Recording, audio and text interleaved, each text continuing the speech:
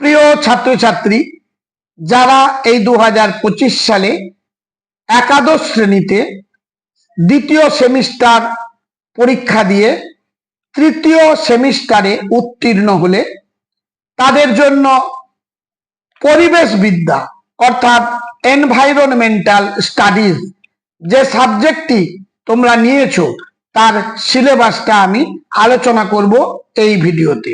তাছাড়া প্রশ্নের মার্কস কত সেগুলোও আলোচনা করব। প্রতিটি চ্যাপ্টার থেকে কত করে মার্ক আসবে, কত মার্কের প্রশ্ন আসবে বা কটি প্রশ্ন আসবে সবটাই আলোচনা করব।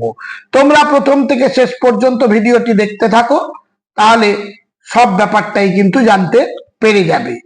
দেখো, এই যে পরিবেশবিদ্যা খুব একটা, অনেকেই বলে যে পরিবেশবিদ্যা খুব সহজ, কোনো ব্যাপার নয়, হয়ে যাবে, কিন্তু না, অতটা সহজ নয়। কারণ এই সাবজেক্টের মধ্যে তোমরা দেখে থাকবে physics, chemistry, math, biology, history, ভূগোল, সমস্ত বিষয়ের কিন্তু প্রশ্ন আমরা এখানে দেখতে পাই। এটাকে মিসলেনিয়াস সাবজেক্টও মনে হয় বলা যেতে পারে, নামে শুধুমাত্র পরিবেশ বিদ্যা। যাই হোক, দেখো, তোমাদের মোট 40টি প্রশ্ন আসবে এবং পুরোটাই এমসিকিউ প্রশ্ন 40 নম্বরের।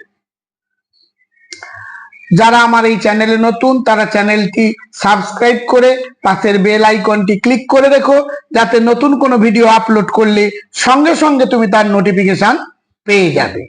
দেখো, প্রথম যে চ্যাপ্টার রয়েছে বাস্তুবিদ্যার নীতি, এটি হলো প্রথম চ্যাপ্টার। বিশেষ সেরকম কিছু চ্যাপ্টার তোমাদের নেই, তবে মাত্র রয়েছে কিন্তু দুটি চ্যাপ্টার। এই দুটি চ্যাপ্টারের মধ্যে প্রচুর পরিমাণে সাব টপিক রয়েছে, সেগুলো এক এক করে তোমরা দেখে নাও। তাহলে প্রথম চ্যাপ্টার হচ্ছে বাস্তুবিদ্যার নীতি। এখান থেকে তোমাদের পড়তে হবে মৌলিক ধারণা ও সংজ্ঞা, বাস্তুবিদ্যা, ল্যান্ডস্কেপ, বাসস্থান, ইকোজোন, বায়োস্ফিয়ার, ইকোসিস্টেম, স্থিতিশীলতা। এছাড়া পড়তে হবে অটোকোলজি, সিনেকোলজি, প্রধান স্থলজ বায়োম। তারপর পড়তে হবে তোমাদের বাস্তুতন্ত্রের প্রকার, যেখানে রয়েছে বন অর্থাৎ বনভূমির বাস্তুতন্ত্র, তৃণভূমির বাস্তুতন্ত্র, লেন্টিক, লোটিক, মোহনা, সামুদ্রিক, মরুভূমি, জলাভূমি, এগুলো সম্বন্ধে পড়তে হবে। তাছাড়া রয়েছে এই চ্যাপ্টারের অধীনে ইকোসিস্টেম গঠন এবং ফাংশন, বাস্তুতন্ত্রের অ্যাবায়োটিক এবং জৈব উপাদান। তারপর রয়েছে ইকোসিস্টেম সংযোগ, খাদ্য শৃঙ্খল, খাদ্য ওয়েব, শক্তি প্রবাহের ডেট্রিটাস পাথওয়ে, 10% লিন্ডেম্যান দ্বারা, শক্তি আইন, বৈশিষ্ট্য, পচন প্রক্রিয়া, পরিবেশগত দক্ষতা, পরিবেশগত পিরামিড সংখ্যা, বায়োমাস এবং শক্তি পিরামিড। এই হলো শুধুমাত্র তোমাদের প্রথম চ্যাপ্টার।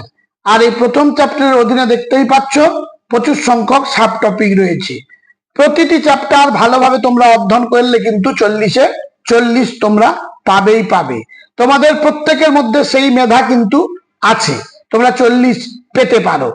তাই এখন থেকে যদি তোমরা টেক্সট বুক খুব মনোযোগ সহকারে তোমরা পড়তে থাকো, তাহলে অবশ্যই 40 একেবারে হাতের মুঠোই। কারণ এইবারের পরীক্ষার প্রশ্নপত্র বোর্ড থেকে, অর্থাৎ যাকে আমাদের তো বোর্ড নয়, মাধ্যমিক হচ্ছে বোর্ডের, আমাদের হচ্ছে সংসদ, অর্থাৎ ওয়েস্ট বেঙ্গল কাউন্সিল বলা হয়। তো সুতরাং কাউন্সিল থেকে আমাদের প্রশ্ন তৈরি হবে এবং আমাদেরকে আবার সেই মাধ্যমিক পরীক্ষার মতো অন্য স্কুলে সিট পড়বে, সেইভাবে পরীক্ষা দিতে যেতে হবে। সুতরাং থার্ড এবং ফোর্থ সেমিস্টার খুব ভালোভাবে কিন্তু তোমাদের পড়তে হবে। আচ্ছা, এবারে চলো 2 নম্বর চ্যাপ্টারটা আলোচনা করি, জীব বৈচিত্র্য 2 নম্বর চ্যাপ্টার। এই জীব বৈচিত্র্যের সম্বন্ধে কিন্তু অনেক কিছু তোমাদের কম বেশি জানাও আছে, কারণ তোমরা দশম শ্রেণীতে তোমরা লাস্ট চ্যাপ্টারে কিন্তু কিছু জীব বৈচিত্র্য সম্বন্ধে পড়েছিলে। জীব বৈচিত্র্যের হটস্পট কাকে বলে, ভারতে কয়টি জীব বৈচিত্র্যের হটস্পট আছে, সারা পৃথিবীতে কয়টি হটস্পট রয়েছে, এগুলো সম্বন্ধে তোমরা কিছু ধারণা আগেই পেয়েছো, তাহলে এবারে তোমাদের পড়তে কোনো আর অসুবিধে হবে না। এই জীব বৈচিত্র্যের অধীনে যে সমস্ত টপিক গুলো আছে সেগুলো দেখে নাও। প্রথম রয়েছে জীব বৈচিত্র্যের ধারণা, তারপরের টপিক রয়েছে জীব বৈচিত্র্যের মূল্য, পরবর্তী টপিক হলো জীব বৈচিত্র্যের প্রকারভেদ, প্রকৃতিতে ভারসাম্য, তারপর রয়েছে মেগা ডাইভার্সিটি নেশন হিসেবে ভারত, তারপর রয়েছে আমাদের সাধারণ উদ্ভিদ, আমাদের সাধারণ প্রাণী, অর্থনৈতিক সম্ভাবনা, বাণিজ্যে বন্যপ্রাণী, সংরক্ষণের কৌশল।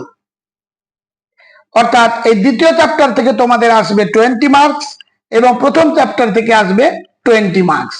এই হলো তোমাদের 40 মার্কের পরীক্ষা।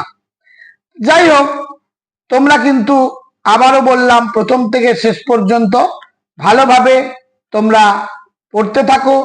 আমি প্রতিটি চ্যাপ্টারের সম্ভাব্য প্রশ্ন উত্তর আপলোড করতে থাকবো।